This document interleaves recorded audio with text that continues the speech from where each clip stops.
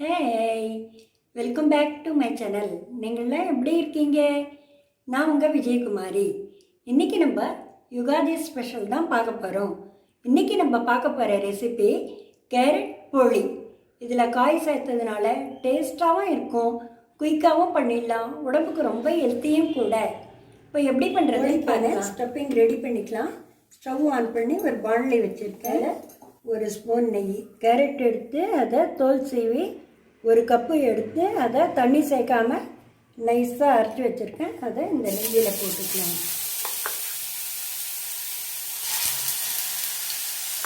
இதை ஒரு 5 நிமிஷம் நல்லா வதக்கிக்கணும்.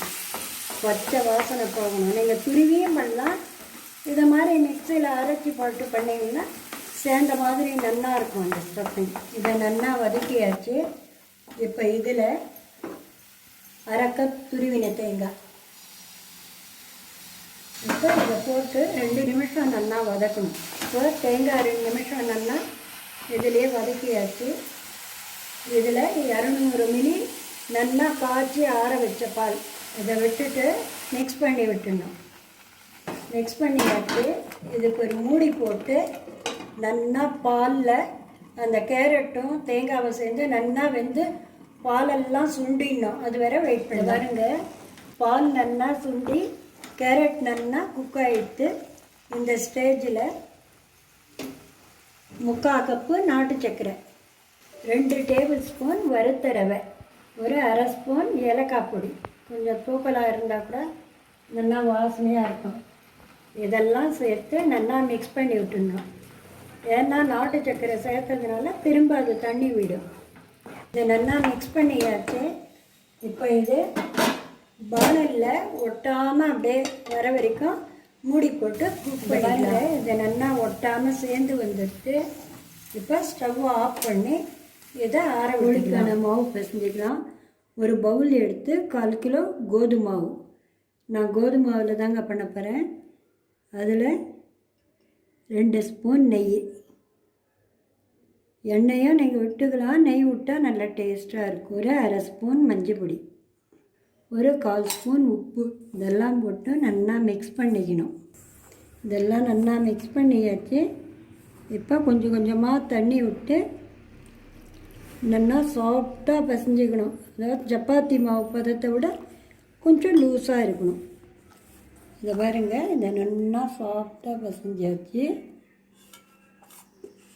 இதில் 2 ஸ்பூன் நெய் விட்டுக்கணும்.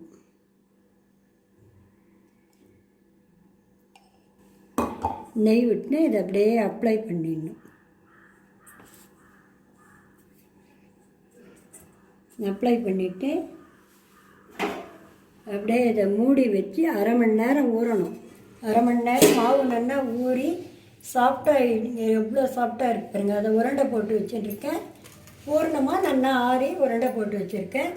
இப்போ இதை நம்ம போலி தட்டி கையில் கொஞ்சம் இப்படி எண்ணெயை தொட்டுக்கணும். தொட்டுண்டு ஒரு உருண்டை எடுத்து ஒரு பிளாஸ்டிக் எண்ணெய் பேப்பர் கூட நீங்கள் போட்டுக்கலாம். அதை போட்டு நடுவில் இப்படி உருண்டையை வச்சு சின்னதாக அகலமாக ஒரு பூரி சைஸுக்கு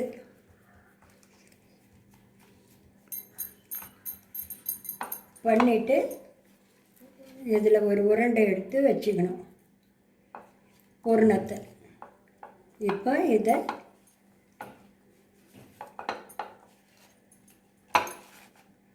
அப்படி சுற்றி இழுத்து நல்லா மூடிக்கணும். பூர்ணம் வெளியில் வராதளவு மூடிட்டு இந்த எக்ஸ்ட்ரா இருக்குது பாருங்கள்,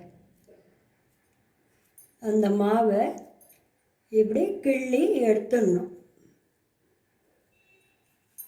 எடுத்துட்டு இதை நல்லா ஈக்குவலாக பண்ணிவிட்டு இப்போ இதுக்கு இதில் உங்களுக்கு தேவையான சைஸில் போலி பண்ணிடலாம். இந்த பாருங்க, இதை நல்லா தட்டியாச்சு. சைடில் தவா காஞ்சின்னு இருக்குது. மீடியம் ஃப்ளேமில் வச்சு இந்த போலியை போட்டுக்கலாம். நீங்கள் பெரிய சைஸ் வேணுனாலும் பண்ணிக்கலாம், நான் மீடியம் சைஸில் பண்ணியிருக்கேன். இப்போ இதை வேக விடணும். வெந்ததும் திருப்பி போடலாம்.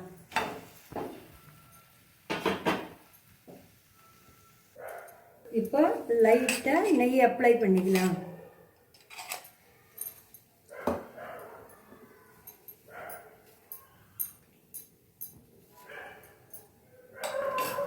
இதை திருப்பி போட்டுக்கலாம். இது ஒரு செகண்ட் வெந்ததும் இந்த பக்கமாக நெய் அப்ளை பண்ணிக்கலாம். அவ்வளோதாங்க, ரெடி ஆகிட்டுங்க. இப்போ இதை எடுத்துடலாம். சூப்பராக இருக்கு பாருங்க போலி. சுவையான கேரட் போலி ரெடி. நீங்களும் இந்த யுகாதிக்கு இதை ட்ரை பண்ணி பார்த்துட்டு எப்படி இருக்குன்னு சொல்லுங்கள். அனைவருக்கும் அட்வான்ஸ் ஹேப்பி யுகாதி. தேங்க்யூ.